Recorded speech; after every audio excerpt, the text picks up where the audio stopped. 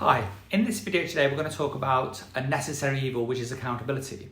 Now, most of us run a mile when somebody tells us that we are going to be held accountable, and it's a very uncomfortable way to be. But I want you to turn this thing around and so that it benefits you, because there's no getting away from the world that we live in today, that we're being held more accountable for the actions that we take, and sometimes historical actions that we take. You know, there's lawsuits brought against people that did things 10, 15, 20 years ago.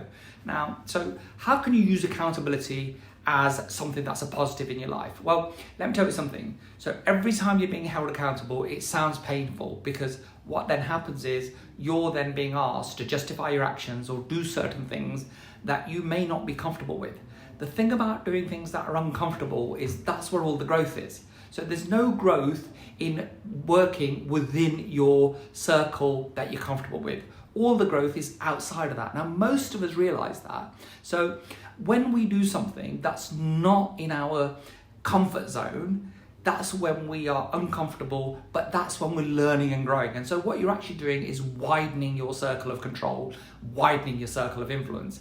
And successful people, that's what they do all the time. They learn new skills, they hold themselves accountable. More likely, they employ somebody that holds them accountable.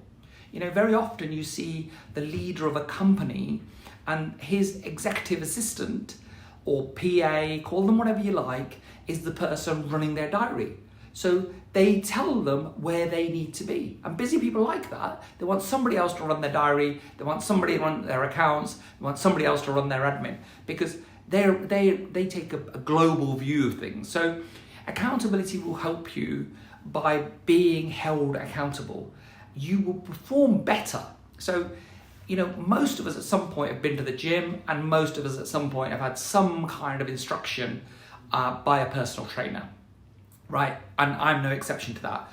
And I can tell you one thing, that my performance improves when I'm in the gym working with my personal trainer than when I go on my own. And it's the same for having mentors and coaches. You know, I recently had one of my clients that did the mentorship program, went away probably 6-7 months ago, and has come back.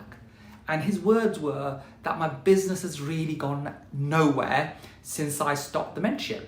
Now, I'm not saying that that's the right thing for everybody, but what does a mentor or a coach do?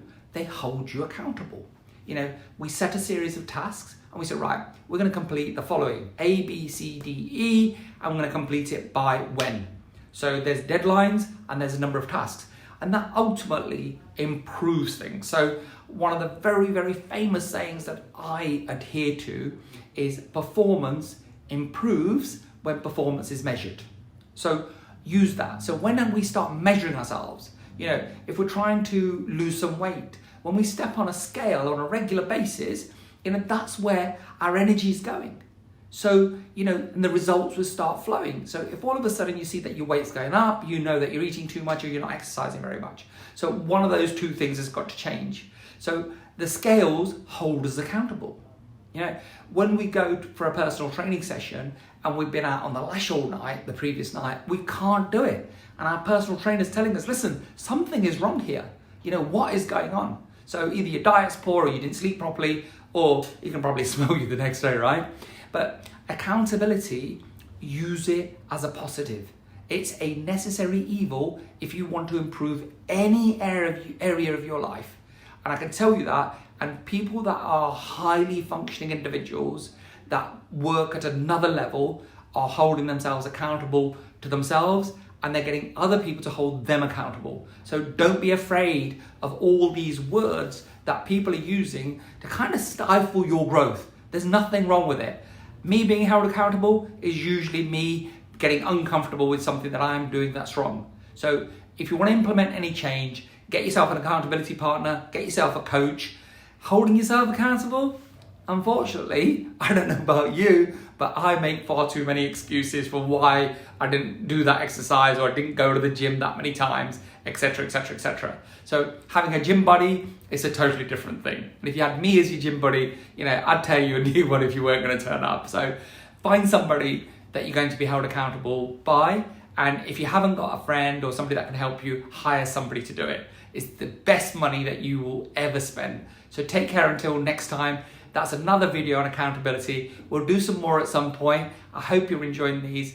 And please like and subscribe to my YouTube channel and let me know what it is that you'd like me to do videos on. If you're enjoying these, if they're motivating you, if you're learning something, it really is vital to me because I'm held accountable by you, aren't I? So I'm asking you to hold me accountable for the videos that I'm making, and do you actually get genuine value from them? And if you do, that's fantastic. Tell others about them.